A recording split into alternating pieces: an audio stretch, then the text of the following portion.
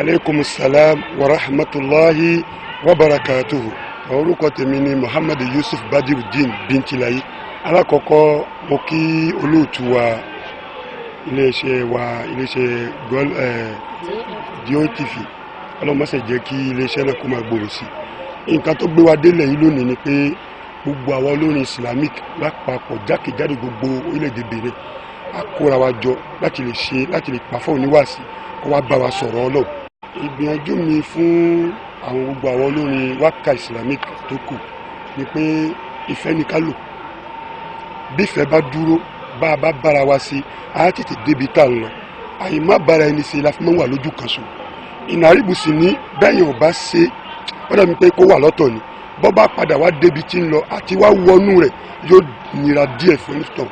Ipò tí àwọn gbogbo olórin Islamic fi mí jẹ ni pé lọ́wọ́lọ́wọ́ ná lásìkò tá a wà yìí èmi ni wọ́n ní kí n máa ṣe ọmọ ọ̀dọ̀ fáwọn gẹ́gẹ́ bí aṣáájú nítorí pé ànábì ní Sayyid Qawmi Khadimu gbogbo ẹni tó bá ti já síwájú ìjọ òun lọ́mọ ọ̀dọ̀ ọjọ́ náà.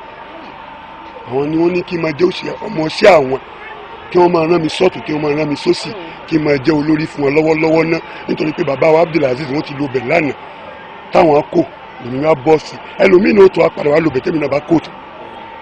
Àjọṣepọ̀ tó dánmọ́rán bẹ láàrin wa nítorí pé ìjọ amúlùdù àwa náà amúlùdù ni wa ẹgbẹ́ tí wọ́n sì dákàrẹ̀ tí ń jẹ́ amúlùdù bẹ́yìn ọba sí ń bẹ̀ ó dàbí pé kó máa yọra ẹ̀ kó nínú ayé ibi tí orísun ayé ń lọ lọ́wọ́ ni ẹ̀yàn gbọ́dọ̀ wá kìtìyàn láti lè darapọ̀ papọ̀ mọ́ ìjọ amúlùdù kó má yọra ẹ̀ kó ń bẹ̀ kọ́lọ̀ kó kún wa ọlá pé ọ̀rẹ́ òun náà díẹ̀ tẹ̀sí lọ́tún tẹ̀sí ló sì ni. Orin tí ń lọ lọ́wọ́ gẹ́gẹ́ bí nǹkan tá a wà ní Benin lọ́wọ́ tá à ń ṣe ni pé ìlú Benin náà sálọ ọ̀rọ̀ yín bá wí orílẹ̀-èdè yín lọ ọ̀rọ̀ yín bá wí Ọlọ́run kẹwàá àwa ò mórè ẹ jẹ́ ká ronú ò ká pé wá dá o ká lè mórè ìṣòlú àmì kọ́lọ́run kó lè ṣàánú wa. Ìjọba tí a ní ìfẹ́ ló já sí kò sí ohun tọ́lọ́run ò fi kẹwàá tán ìkan alumani lóríṣiríṣi yóò pọ̀ rẹpẹtẹ ẹ dákun ẹ jẹ́ kí n dá dúró bẹ̀. Lórí iléeṣẹ́ yìí àmọ̀ràn tí mo fẹ́ fún iléeṣẹ́ yìí ni pé bá a ṣe ń ṣe yìí ká tẹ̀síwájú.